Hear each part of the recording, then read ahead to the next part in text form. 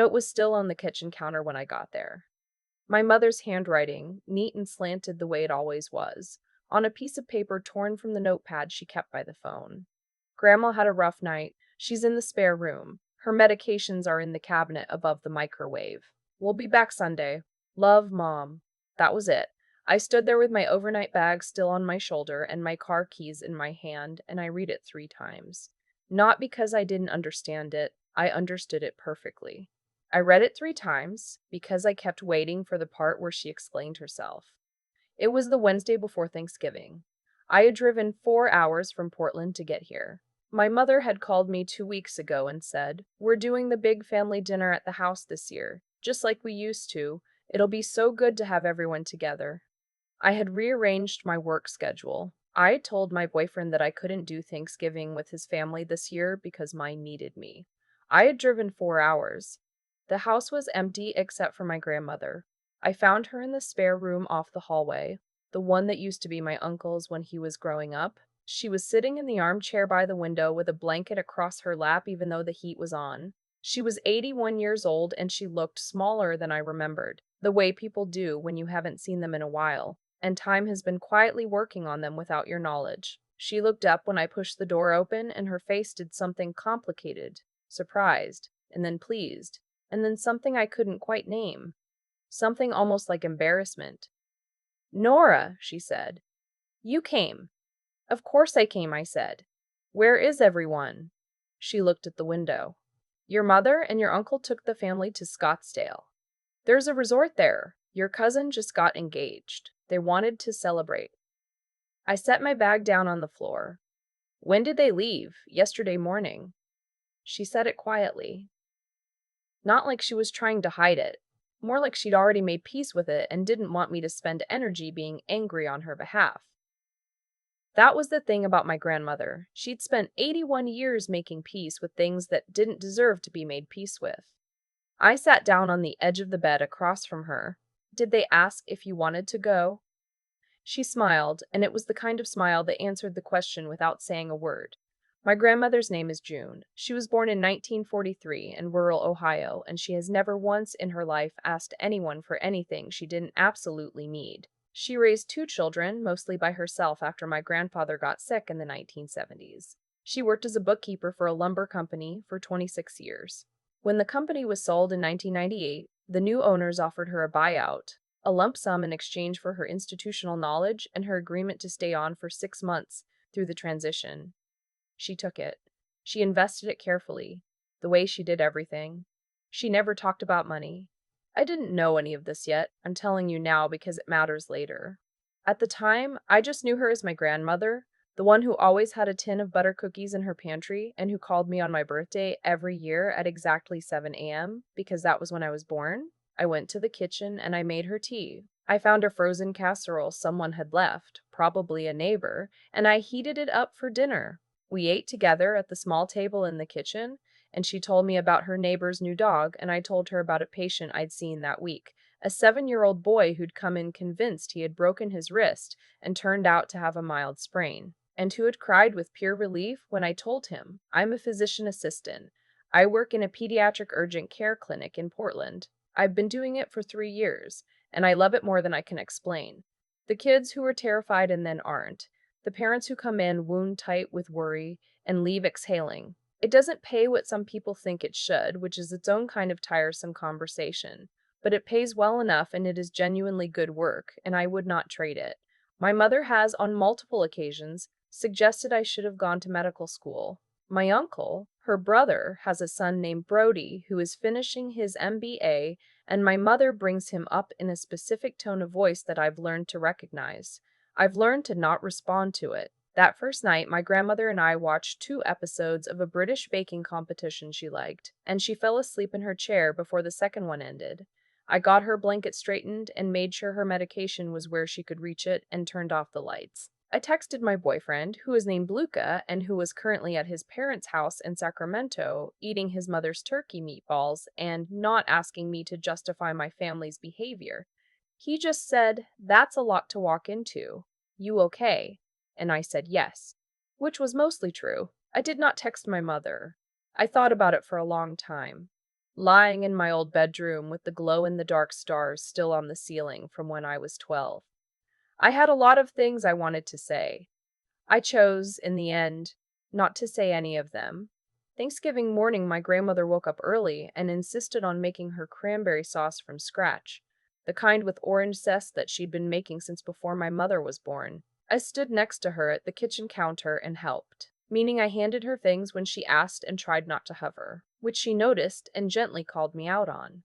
"You're watching me like I might fall down," she said. "I'm watching you because I want to learn the recipe." "You could have learned it any of the last 15 Thanksgivings," she said, but she was smiling. "We didn't have a turkey because there was no point in roasting an entire bird for 2 people, so we made roast chicken instead, and stuffing from a box that she admitted she actually preferred to homemade, and green beans from the garden she still kept in the backyard even though it was November, and there wasn't much left. She found 2 sweet potatoes at the back of the pantry, and we made those too.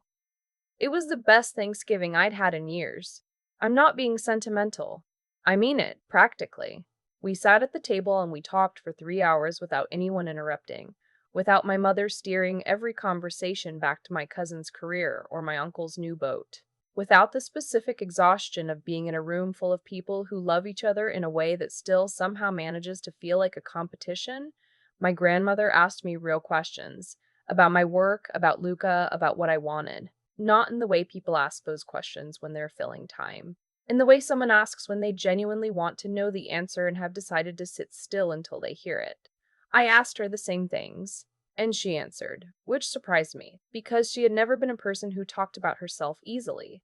She talked about my grandfather, who had died when my mother was 16 and whom I'd only ever known through photographs. She talked about the years when money was tight and she worked 2 jobs and drove a car with a broken heater through 3 Ohio winters. She talked about the lumber company and the people she'd worked with, and the specific satisfaction of keeping books that balanced, of knowing at the end of each day exactly where everything stood. I was good at it, she said. It wasn't bragging. It was just a fact, stated plainly, the way she stated most facts. You could have done more with it, I said. Gone further, I mean. She shrugged. I did what I needed to do. And then I did a little more than that. She drank her coffee. The important thing is that I did it myself. I didn't know what she meant by that last part. Not fully. Not yet. On Friday, my mother called. I saw her name on my screen, and I let it ring twice before I answered, which was 2 seconds of deciding what version of myself I was going to be. You made it, she said. I was wondering. I made it Wednesday evening, I said. You left Thursday morning. We told you about Scottsdale. She hadn't. I knew she hadn't. But I also knew there was no version of this conversation where she would admit that. So I said, Grandma's doing well. We had a good Thanksgiving. A pause. She seemed fine when we left. She is fine. She was alone for 24 hours before I got here, but she's fine. Another pause, slightly cooler. Nora, your grandmother is not helpless. She's been managing on her own for decades. I know that. I'm just saying she was alone on Thanksgiving Eve. My mother's voice went smooth and careful the way it does when she's decided the conversation isn't worth having. We'll be back Sunday. Maybe stay until then so she's not by herself when we get back. Not a question. A management decision. She'd already moved on before she finished the sentence. I stayed until Sunday. Not because she asked me to. Because my grandmother and I weren't done talking. On Saturday, we went through old photographs. My grandmother brought out a box from the closet, one of those old shoebox-style photo boxes, the kind that nobody keeps anymore because everything is on phones now, and we sat on the living room floor and went through it for 4 hours. There were photographs I'd never seen. My grandfather as a young man laughing at something outside the frame. My mother at 6 years old in a dress with a sash, looking furious about it. My grandmother herself, at 35, standing in front of a building I didn't recognize, wearing a blazer and looking directly at the camera like she owned everything in the shot. Where was that? I asked. That was the day we closed the acquisition of the Northern Distribution Center, she said. June 1981. I looked at the photograph again. You were involved in that? I managed the books for the whole deal. 6 months of work. She took the photograph gently from my hand and looked at it herself for a moment. I was proud of that one. On Sunday morning, before my mother and uncle got back, my grandmother asked me to sit with her at the kitchen table. She had a cup of tea and her hands were folded around it, and she had the look of someone who had decided to say something they've been turning over for a while. "I want to ask you something," she said, "and I want you to answer honestly." "Okay. Are you happy? With your life? Not with any particular thing, just in general." I thought about it. "Yes," I said, not in a dramatic way, but yes. She nodded. "Good." She was quiet for a moment. "I want to tell you something, and I want you to not make a fuss about it." I said I would try. "I have more money than your mother thinks I do," she said. "More than most people would assume, given everything. I was careful with the buyout money. For a long time. And it grew." She looked at her tea. "I've met with my attorney twice in the last year about what happens to it when I'm gone. I've been thinking about what I actually want, as opposed to what people might expect." I didn't say anything. I was suddenly very aware of how quiet the house was. "I'm not telling you what I've decided," she said.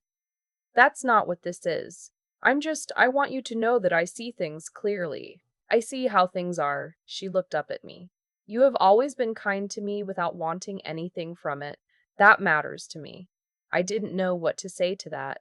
I told her I loved her. She said she knew that. She patted my hand once and then got up to pour herself more hot water, because the conversation was over and she was practical about things like that. My mother and uncle arrived at 2 in the afternoon with shopping bags, and that particular energy people have when they've been somewhere warm and expensive and feel slightly guilty about it, but not guilty enough to mention it directly. My uncle's wife, a tall woman named Sandra, who has always been pleasant to me in a careful, surface-level way, said the resort had the most incredible pool. My mother said the weather had been perfect. She hugged my grandmother and said, "You look good, Mom." My grandmother said she'd had good company. My mother glanced at me briefly, and I saw something pass across her face. Not quite gratitude, more like relief that a logistical detail had been handled. And then she moved into the kitchen to assess what needed to be done, and the moment was over. I left at 4. My grandmother walked me to the door and held my hands in both of hers for a second, the way old people do when they want to say something without the words. "Drive safe," she said, "and call me Tuesday, not because you have to, because I want to hear about your week." I called her every Tuesday after that, for 8 months. That's how long we had. She died in late July. Not suddenly. She'd had a heart condition for 2 years that everyone knew about, and that she'd managed with medication and stubbornness in roughly equal parts. She went in her sleep, in her own house, which was what she'd wanted. The neighbor with the new dog found her in the morning when she didn't come out to get the paper. I drove down the day my mother called. My uncle was already there. There was a lot of logistics, the kind of logistics that death produces, endless and practical and slightly surreal. Calls to make and forms to sign and decisions about things like whether the casserole dishes needed to be returned to the neighbors who'd brought them over the years. The attorney called 3 weeks later. His name was Mr. Calloway, and he'd been handling my grandmother's affairs for 11 years. He was calm and thorough and read everything clearly, which I was grateful for. My grandmother had sold her company stake and several other assets in 1998. The buyout number was $2.3 million. She had invested it conservatively and then, in 2004, on the advice of a financial planner she trusted, moved a portion into index funds. Over 26 years, with reinvestment and modest additional contributions from her pension, the total had grown to just under $19 million. Mr. Calloway paused there, the way attorneys do when they've learned that numbers need a moment to land. My mother made a sound I'd never heard her make before. My uncle sat very still. The will was clear. My grandmother had left $200,000 each to my mother and my uncle. She had left $50,000 to a literacy nonprofit she'd volunteered with for 15 years. She had left her house, paid off, valued at $340,000, and the remainder of the estate to me. My mother said there must be an earlier version. Mr. Calloway said there was. He said my grandmother had revised her will 14 months ago, following a review with him that she had initiated herself. He said she had been fully competent and clear-minded at the time of the revision and had documented her reasoning in a letter that he read aloud per her instructions. I'm not going to tell you everything my grandmother wrote in that letter. Some of it is private. But she wrote about what it meant to have worked her whole life and done it herself, and about wanting her money to go somewhere it would be treated with the same respect she'd given it. She wrote that she loved her children, but that she had watched them her whole life and she knew what she saw. And she wrote that the Thanksgiving I'd stayed behind had been the best one she could remember in 30 years. My mother turned to me in the attorney's office and said, "Did you know about this?" I said no, which was true. I had known she had money. I hadn't known how much or what she'd decided. "You must have said something to her," my uncle said. "You must have said something to her," my uncle said. "You must have. She made her own decisions," I said. "She always did." My mother cried on the drive home. Not about the money, or not only about the money. I think she cried because she understood, somewhere underneath the shock and the grievance, that her mother had seen her clearly and made a choice that reflected what she'd seen. That kind of clarity is its own inheritance, the hardest kind to contest and the hardest kind to carry. I don't know what I expected to feel. I felt sad mostly. I missed my grandmother in a way that had nothing to do with anything in that office. I missed her hands around a cup of tea. I missed her asking me real questions and waiting for real answers. I called Luca from the parking garage and told him. He was quiet for a long time and then he said, "She trusted you." And I said yes. And he said, "That's the part that matters." And I said I knew. My mother and I don't talk much now. We're not estranged, exactly. We're more like two people who've had a conversation that changed the shape of things and haven't quite worked out yet what shape they're in now. She called me at Christmas and we were careful with each other, and I think we'll keep being careful for a while. I think about my grandmother most Tuesdays, around the time I used to call her. I think about her standing in front of that building in 1981, 35 years old, looking at the camera like she knew exactly what she'd done to deserve to be there. I think about what she said at the kitchen table that November morning, before my mother came home. "I want you to know that I see things clearly." She did, right up until the end. She saw everything exactly as it was. And so did I. Eventually. That's the thing about spending real time with someone.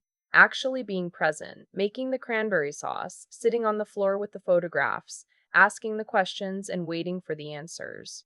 You start to see things clearly too. You start to understand what actually matters and what was never really about you in the first place.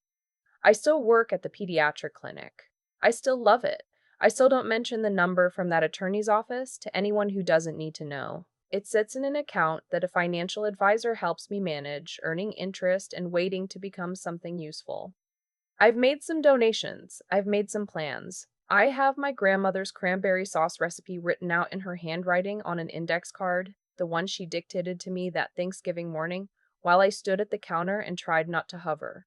I make it every November, not for anyone in particular, just because it's good and because she taught me how, and because some things are worth keeping exactly as they are. I keep thinking about the moment Mr. Calloway paused after he said the number. Not because of what it meant for me financially, because of what it meant that she had built it, quietly, carefully, over decades, and nobody in her own family had thought to ask. That's the part that stays with me, not the inheritance, the invisibility. My grandmother had spent her entire adult life doing hard, skilled, unglamorous work, and the people closest to her had simply stopped seeing it. They saw an old woman in a chair with a blanket on her lap. They didn't see the woman in the 1981 photograph, standing in front of that building like she'd earned every inch of the frame. They had stopped looking closely enough to notice the difference. I think about what it took for her to become that woman in the photograph. Not money, not luck. She had a kind of moral clarity I've only ever seen in people who've had to build their lives without a safety net. People who know that cutting corners on your own character is the most expensive shortcut there is. She didn't complain about the Ohio winters she drove through with a broken car heater. She just drove through them. There's a kind of integrity in that, in doing the hard thing without making a production of it, without needing anyone to witness it, that I find genuinely hard to imitate and impossible not to respect. And she was smart about it. Not just book smart, she understood systems. She understood how money works over time, how a modest sum treated with patience and discipline becomes something else entirely over 26 years. She made decisions other people would have thought were too conservative, too slow, not exciting enough. She didn't need them to be exciting. She needed them to hold. That kind of thinking, long, careful, clear eyed, is its own form of intelligence, and it doesn't announce itself. It just compounds. What I keep coming back to is that she never stopped doing the hard thing just because it stopped being noticed. That's the part I'm still working on. Because there's a version of me, the version that watched my mother's car pull out of the driveway without a word, that wanted to give up on the whole project, wanted to stop showing up for people who'd made it clear that my showing up was just convenient. My grandmother didn't do that. She kept her books balanced. She kept her garden. She called me on my birthday at 7 a.m. because that was when I was born, and that fact mattered to her, and she didn't need it to matter to anyone else. I think the reason her choice in that will felt just not like a windfall, not like a surprise twist, but actually genuinely just is because it followed from everything she had already done. You cannot fake 26 years of consistency. You cannot manufacture the kind of trust that accumulates when someone sees you show up, quietly and without agenda, over and over again. She saw it, she documented it, she made a decision that reflected what was true. That's not luck, that's cause and effect, operating on a timeline longer than most people are patient enough to honor. I still make the cranberry sauce every November. I still call Luca on hard days. I still go to work at the clinic and help kids who are scared and parents who are worried, and I still love it. And I still think about her hands folded around that cup of tea. The morning she told me she saw things clearly. I want to see things that clearly someday. I'm not there yet, but I know what it looks like now.